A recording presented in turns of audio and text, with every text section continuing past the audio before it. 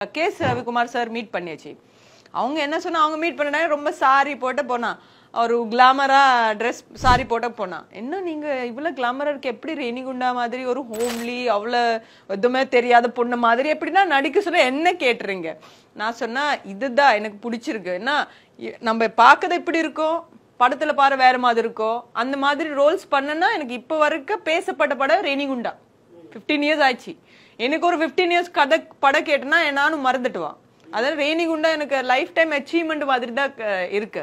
So அதுக்கப்புறம் நான் songs ஏன் பண்ணனா, நான் கிளாமர் ரோல் கூட பண்ணலாம், கிளாமர் சாங் கூட பண்ணலாம் சொன்ன. Let people know, let director producer know. அதனால தான் நான் 2-3 சாங் பண்ணியாச்சு.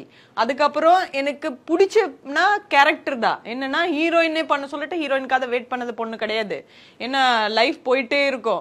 எவ்வளவு இந்த இண்டஸ்ட்ரியில இருக்கு டைம் வரைக்கும் நம்ம எவ்வளவு படம் பண்ண முடியும், எவ்வளவு ஒரு 5 மினிட்ஸ் கிடைச்ச கூட அந்த 5 மினிட்ஸ் நீங்க என்ன வேணாலும் எப்படி நீங்க மக்கள் கூட ரீச் ஆகும், எப்படி அந்த கேரக்டர் ஜஸ்டிஸ் பண்ணும், அதுதான் ரொம்ப முக்கியம்.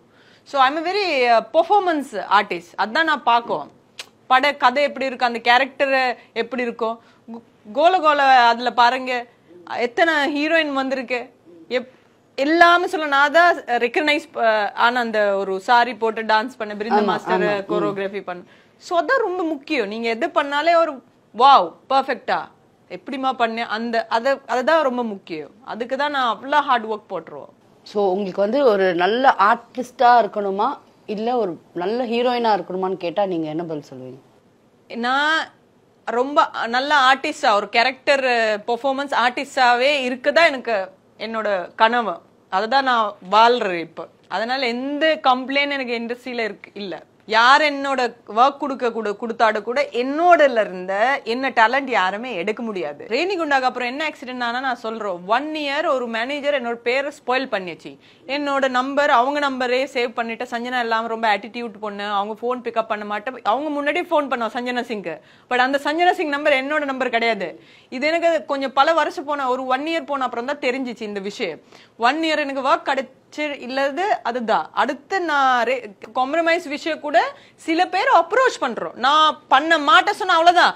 அதுக்கப்புறம் அடுத்த ஸ்டேஜ் போவே மாட்டேன். நம்ம பர்மிஷன் குடிக்கலாம எவனை நம்ம தொட்ட மாட்டேன். அப்ப என்னதான் நீங்க போய் கம்ப்ளைண்ட் பண்ணதா எனக்கு ஒன்னும் புரியல. அதுக்கு மேல உங்களுக்கு ஒரு அசால்ட் பண்ணதா, ஒரு பண்ணதா ஏதோ பண்ணனா நீங்க போலீஸ் இருக்கோ, மீடியா இருக்கோ, கோர்ட் இருக்கோ, போங்க, அதுக்கு ஆக்ஷன் எடுத்துங்க. அந்த ஸ்பாட் எடுக்கணும். ஒருவேளை நினைக்கிறீங்க இந்த மாதிரியான அதுக்கு ஆக்ஷன் இல்லாத மறக்கணும், உங்க ப்ராஃபிட்காக, உங்க கேரியருக்காக மறக்கதை எவ்வளவு பெரிய தப்பு சொல்லுமா? தப்பு பண்ண அளவுட நீங்க பண்ணது பெரிய தப்பு. அவன் மறக்கிறதுனால எத்தனை பொண்ணு பாதிக்கல இருந்தா, அவங்க மறக்கல எத்தனை பொண்ணு பாதிக்கலாம். அந்த தப்புக்கே இவங்க தான் பொறுப்பு. இண்டஸ்ட்ரியில பார்த்தா நிறைய பொண்ணு கூட ஷார்ட் கட் தான் எடுத்துருங்க. என்ன எனக்கு படம் கொடுங்க, நான் என்ன வேணாலும் பண்றோம்னு சொல்லிட்டு அது பண்ணக்கூடாது, தப்பு. சோ வர யூனிட்க்கு இண்டஸ்ட்ரி ஃபர்ஸ்ட் ஆஃப் ஆல் ஒரு வேலை ஒரு தப்பான ரூட் எடுத்தனா ஃபியூச்சர்ல என்ன நான் சொல்றேன் உங்களுக்கு.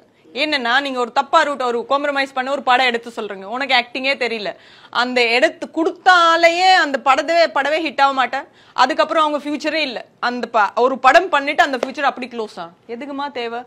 அந்த நீங்க ஷார்ட் கட் பண்ண இடத்துல அது பண்ணாம நீங்க ஆக்டிங்க்கு ஃபோக்கஸ் பண்ணுங்க, தியேட்டர் பண்ணுங்க. உங்களுக்கு ஆக்டிங் அந்த இருக்கா, அந்த திறமை இருக்கா மட்டும் பாருங்க. இதெல்லாம் நீங்க ஃபோக்கஸ் பண்ணதுன்னா லைஃப் ஒரு பிரைட்டான வாழ்க்கை இருக்கும்.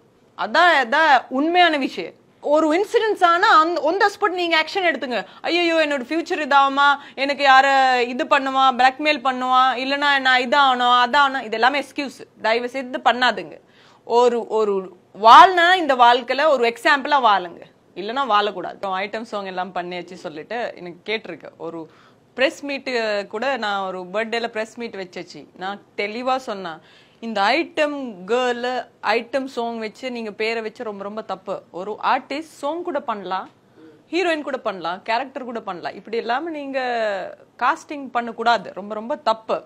அப்படி இருந்தனா சமந்தா கூட ஐட்டம் சாங் பண்றீங்க, அவங்களுக்கு போய் கூப்பிடலவா ஐட்டம் கேர்ள் சொல்லிட்டு? அப்புறம் ஏன் அப்படி பண்ண? அப்படி ரொம்ப அதான் சொல்றேங்க, ரொம்ப ரொம்ப தப்பு. ஒரு ஆர்டிஸ்ட்னா அவ என்ன வேணாலும் எப்படி வேணாலும் பண்றா. அதுதான் அவங்க ஒரு ஆர்டிஸ்ட். ஐயோ இது பண்ண மாட்டேன் இதை பண்ணோம் சொல்லிட்டேன்னா வேஸ்ட் ஆர்டிஸ்டே கிடையாது. ஸோ ரேணிகுண்டாக்கு அப்புறம் என்ன ஆக்சிடென்ட் ஆனா நான் சொல்றோம், 1 year ஒரு மேனேஜர் என்னோட பேரை ஸ்பாயில் பண்ணிச்சு. என்னோட நம்பர் அவங்க நம்பரே சேவ் பண்ணிட்டு, சஞ்சனா இல்லாம ரொம்ப ஆட்டிடியூட் பொண்ணு, அவங்க போன் பிக்கப் பண்ண மாட்டேன். அவங்க முன்னாடியே போன் பண்ணோம் சஞ்சனா சிங்க்கு. பட் அந்த சஞ்சனா சிங் நம்பர் என்னோட நம்பர் கிடையாது. இது எனக்கு கொஞ்சம் பல வருஷம் போன ஒரு 1 year போன அப்புறம் தான் தெரிஞ்சிச்சு இந்த விஷயம். 1 year எனக்கு ஒர்க் கிடைச்சு இல்லது. அதுதான் அடுத்து நான் கேஸ் ரவிக்குமார் சார் மீட் பண்ணியாச்சு.